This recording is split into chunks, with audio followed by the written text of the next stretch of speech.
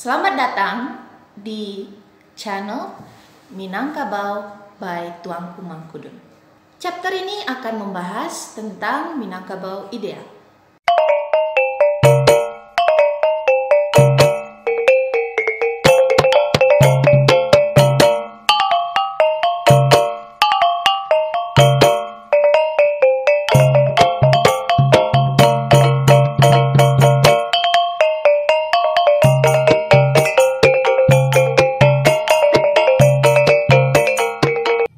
Jadi Pak Tuanku, kato pusako kok banyak jenisnya Pak Tuanku? Iya, kato pusako itu memang banyak ragam, banyak jenis. Setidaknya ya, ada 7 jenis yang sangat dikenal oleh masyarakat Minangkabau, juga masyarakat di luar Minangkabau. Ada tambo Minangkabau, ada undang-undang Minangkabau, ada kaba, ada pepatah petitih, ada petuah, ada mamang, ada manto atau mantra. 7. Apa lo tuh tambo Minangkabau? Mudah-mudahan nanti ada kesempatan kita membahas satu persatu secara mendalam. Sekarang kita lihat secara umum saja dulu. Oke, yang pertama tadi tambo. Tambo itu tuturan nenek moyang, tuturan para pendiri Minangkabau tentang asal-usul. Jadi ada asal-usul para pendiri Minangkabau, mulai dari Sri Maharajo Dirajo, Datuk Sri Dirajo, dan seterusnya keturunan-keturunan mereka. Ada juga tambo nagari atau disebut dengan barih balabeh atau tingkok nagari. Itu asal-usul sebuah nagari. Tambo itu sebenarnya tuturan lisan, bentuknya prosa liris. Ya, nanti kita juga akan bahas mudah-mudahan. Tambo itu ada tambo Minangkabau, tambo adat Minangkabau, tambo alam Minangkabau, ada tambo luha, ada tambo masing-masing nagari atau barih balabeh masing-masing nagari. Itu. Oh, Minangkabau tuh ada undang-undangnya tuh ya Pak Tuanku? Iya. Ada undang-undang. Minangkabau itu punya undang-undang. Setidaknya ada 3 jenis undang-undang yang sangat dikenal oleh para tokoh dan guru adat. Ada undang-undang 9 Pucuk, ada undang-undang tentang negari, ada undang-undang dalam negari. Kemudian ada undang-undang atau hukum acara pidana. Dalam Minangkabau itu ada hukum acara pidananya disebut dengan Undang 20 yang terdiri dari Undang Nan Salapan dan Undang 2 Waleh. Ya, nanti kita coba satu episode masing-masingnya. Nah, kalau kaba itu apa Pak Tuanku?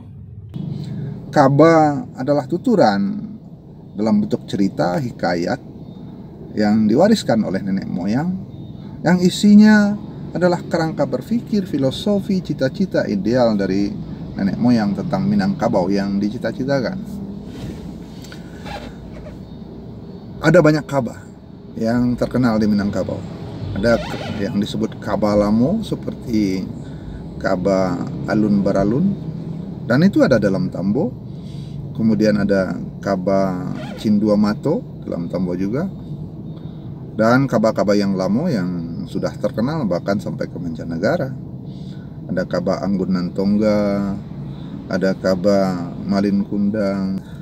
Kemudian ada kaba baru yang dikarang oleh para seniman di zaman modern seperti Sabainan Halui, kaba Sultan Pengaduan. Nah, kalau kaba lamo itu umumnya anonim, tidak bisa dilacak siapa pengarangnya. Kalau kaba yang baru itu lebih melekat kepada nama orang tertentu. Kalau petata petitih, lo tuh Pak Tuanku? Oke, ada lagi pepatah petitih. Kalau yang 3 kita sebut tadi itu bentuknya paket. Tambo Minangkabau itu sebuah paket tuturan tentang asal-usul. Kalau undang-undang itu paket tentang peraturan-peraturan. Kalau pepatah petitih, dia tidak berbentuk paket, tapi berbentuk tuturan-tuturan lepas satu kalimat, dua kalimat, atau beberapa baris yang bersifat individual, mandiri satu persatu. Jumlahnya banyak pepatah petitih itu. Ada tokoh namanya M. Rashid Manggis, Datuk Raja Panghulu, sudah mengumpulkan 1000 pepatah petitih Minangkabau. Ini isinya macam-macam. Ada petunjuk, ada pedoman hidup, ada filsafat hidup, filosofi pergaulan, segala macam. Ada 1000 pepatah petitih yang dikumpulkan Rashid Manggis, Datuk Raja Panghulu. Ya, mudah-mudahan satu saat kita bahas lebih rinci tentang itu. Nah, kalau petuah apa lo tuh Pak Tuanku? Ada bentuk lain yang disebut petuah. Petuah itu bentuknya hampir sama dengan pepatah petitih, tapi selalu berisi nasihat atau petunjuk. Nah, individual juga, tidak paket yang panjang yang banyak berpasal-pasal seperti undang-undang. Nah, petuah itu ada 2 jenisnya. Petuah yang disandarkan kepada seorang tokoh seperti petuah Datuk Suri Dirajo, petuah Datuk Perpatihan Sapatang, petuah Datuk Patumangguangan. Itu petuah yang disandarkan atau dinisbatkan kepada seorang tokoh.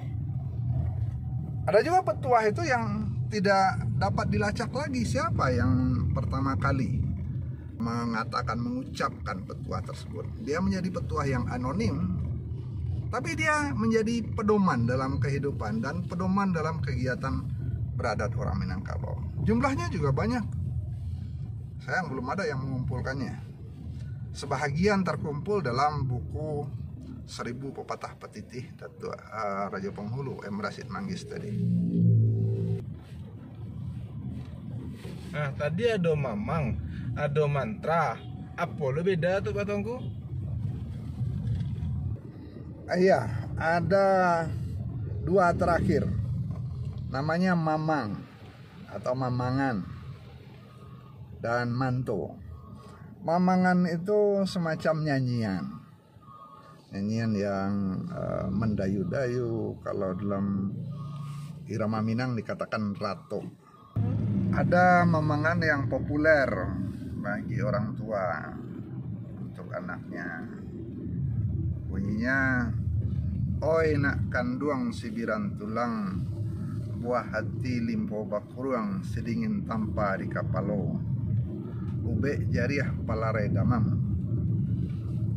Nah, itu contoh mamangan, nyanyian rindu orang tua kepada anaknya. Nah, tapi nyanyian mah Pak Tuanku. Mana ada irama Pak Tuanku? Oke, kalau dinyanyikan macam-macam iramanya, tergantung bagaimana dendang saluangnya. Misalnya begini, oi nak kanduang sibiran tulang, wahati pangarang jantung, sidingin tanpa di kapalo, kobek jari apalarai damam. Ya, kira-kira artinya dalam bahasa Indonesia, anak kandung. Sibiran itu apa? Potongan atau sebelah dari tulang punggungnya. Kemudian obat jerih, obat ketika dia letih, pelerai demam untuk menghapus demamnya. Orang Minang itu masa dahulu kalau demam itu ditempelkan ramuan antara lain daun sidingin, ditempelkan di kepala. Sidingin terhampar di kepala, menghilangkan panas. Kira-kira begitu kehadiran anak bagi orang Minangkabau. Nah, itulah yang didendangkan tadi. Itu namanya mamang atau nyanyian. Kemudian ada manto atau mantra. Nah, ini bentuk yang khas. Untayan kato pusako mantra atau manto itu dipercayai memiliki kekuatan tertentu, kekuatan magis untuk menggerakkan, merubah seseorang atau menggerakkan benda dan alam sekitar. Mantra ini bukan khas Minangkabau saja, di berbagai daerah lain juga ada. Nah, mantra atau manto di Minangkabau itu banyak yang jadi kato pusako, karena ada mantra atau manto yang baik, ada manto putih, ada manto yang hitam yang dipakai oleh para normal, dulu namanya dukun. Itu manto. Dan di antara manto itu ada yang jadi kato pusako karena dia baik dan berguna. Biasanya para petani, para nelayan punya manto sendiri untuk memulai pekerjaannya. Manto memasuki hutan, manto memulai nanam padi atau memasuki laut. Itu mantra. Nah, itulah 7 jenis atau ragam yang dikenal kato pusako di Minangkabau. Ada gurindam, pantun, syair, ada lo talibun. Banyak nama Pak Tengku. Oh, baik. Jadi yang tadi itu nama dari ragam dari kato pusako yang 7 itu. Nah, tentang gurindam, pantun, syair, dan talibun itu sebenarnya struktur atau susunan dari kalimat-kalimat kato pusako itu. Kalau gurindam itu susunannya ada yang 2 baris atau 3 baris, itu gurindam. Nah, kalau pantun itu susunannya 4 baris, berima A B A B. Nah, misalnya di mano titiak palito di balik telong men batali, di mano wasan ya gitu di lereng Gunung Merapi. Pantun bentuknya, strukturnya. Tapi jenisnya tadi itu adalah jenis kato pusako yang ada di dalam tambo. Nah, kemudian ada jenis syair, sama juga dengan pantun 4 baris, tapi syairnya rima di belakangnya sama a. Nah, kemudian ada talibun. Talibun itu sebenarnya pantun, tapi jumlah barisnya lebih banyak. Kalau pantun cuma 4, talibun itu bisa 6, 8, 10, 12, 14, bahkan ada yang 20 dan 30. Nah, ada talibun tentang kato pusako tentang kepemimpinan. Kalau paku kacang balimbiang, tampurung lenggang lenggokan, bawa menurun kasarwaso. Anak di pangku kemanakan dibimbing, orang kampung dipatenggangkan, tenggang nagari jan binaso. Itu talibun 6 baris. Jadi talibun 6 baris, rima di ujungnya ABC, ABC. Ya, mudah-mudahan nanti satu persatu kita bahas dalam episode-episode yang khusus.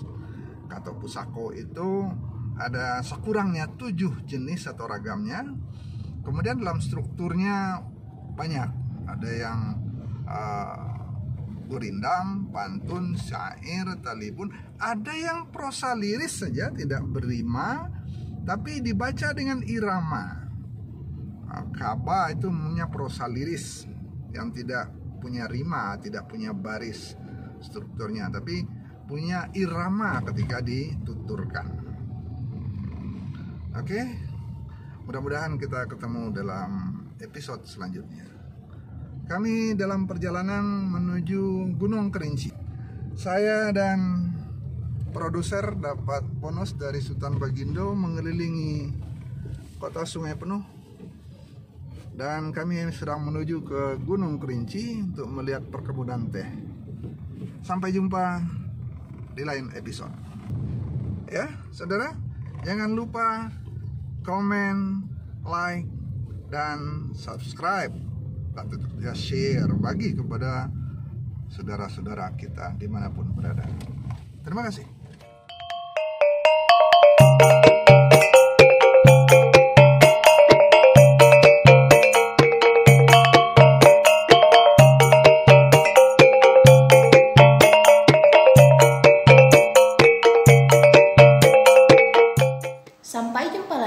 di episode berikutnya.